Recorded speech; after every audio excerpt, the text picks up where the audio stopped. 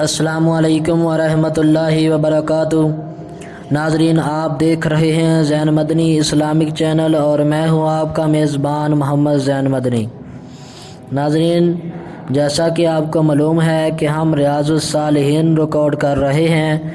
آج ہم ریاض الصالحین کی حدیث نمبر 25 ریکارڈ کریں گے۔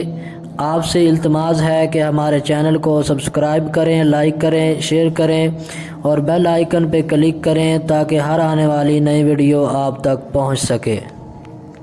نحمدہ ونصلی علی رسولہ الکریم، اما بعد فاعوذ باللہ من الشیطان الرجیم، بسم اللہ الرحمن الرحیم۔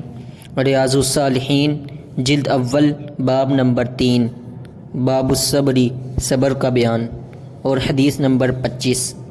ابو مالک حارث بن عاصم اشعری رضی اللہ عنہ سے روایت ہے کہ رسول اللہ صلی اللہ علیہ وسلم نے فرمایا، پاکیزگی نصف ایمان ہے، یعنی اجر و ثواب میں آدھے ایمان کے برابر ہے، اور الحمدللہ کہنا میزان کو بھر دیتا ہے، یعنی بہت زیادہ وزنی عمل ہے جس کے اجر و ثواب سے میزان اعمال باری ہو جاتے ہیں، اور سبحان اللہ اور الحمدللہ کہنا یہ آسمان و زمین کے درمیانی خلا کو بھر دیتا ہے، اور نماز روشنی ہے جس سے اسے دنیا میں حق کی طرف رہنمائی ملتی ہے، اور آخرت میں پل صراط سے گزرتے وقت بھی یہ روشنی مومن کے کام آئے گی، اور صدقہ دلیل ہے اس بات پر کہ اس کا ادا کرنے والا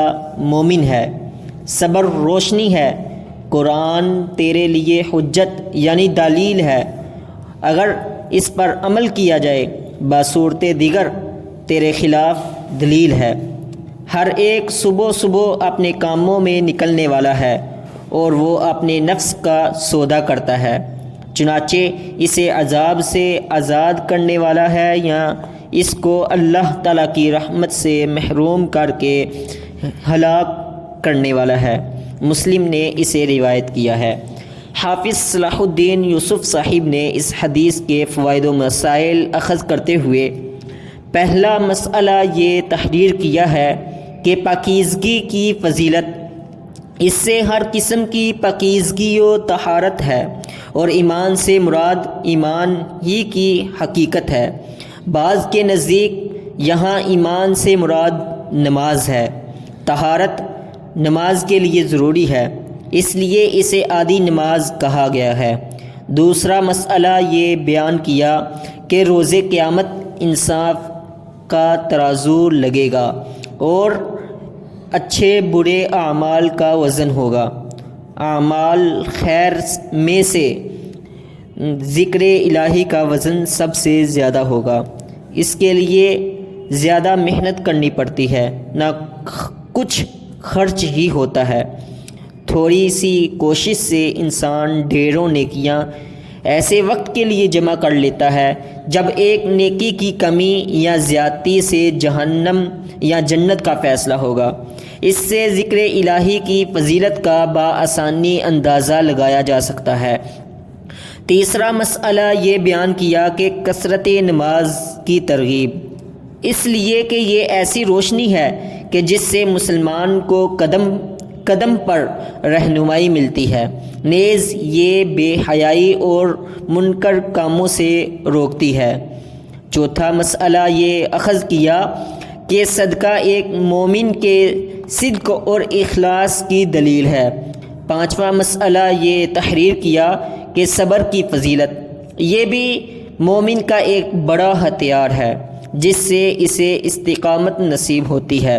چھٹا مسئلہ یہ بیان کیا کہ قرآن کریم انسان کے لیے نجات کا ذریعہ بھی ہے اور ہلاکت کا سبب بھی، اس پر عمل کرنے میں نجات ہے اور اس سے اعراض ہلاکت ہے۔ ساتواں مسئلہ یہ تحریر کیا کہ انسان اپنے نفس کو بیکار نہ چھوڑے بلکہ اسے عمل میں لگائے رکھے، عمل بھی عمل صالح، ورنہ برے عملوں کا ارتکاب اس کی تباہی کا باعث ہے۔ 8واں مسئلہ حافظ صلاح الدین یوسف صاحب نے یہ تحریر کیا کہ انسان اپنی حیات مستعار کو اطاعت پر صرف کرے۔ راوی حدیث حضرت ابو مالک حارث بن عاصم رضی اللہ عنہ، ان کی کنیت ابو مالک ہے۔ یمن کے مشہور و معروف قبیلے اشعر کی طرف نسبت کی وجہ سے اشعری کہلاتے ہیں۔ اشعری لوگوں کے ساتھ نبی اکرم صلی اللہ علیہ وسلم کی خدمت عالیہ میں حاضر ہوئے۔ بعد ازاں ان کا شمار شامی لوگوں میں ہوتا ہے۔ حضرت عمر فاروق رضی اللہ عنہ کے دور خلافت میں طاعون کی وجہ سے ان کی وفات ہوئی۔ ان سے کتب احادیث میں 27 فرامین نبویہ مروی ہیں۔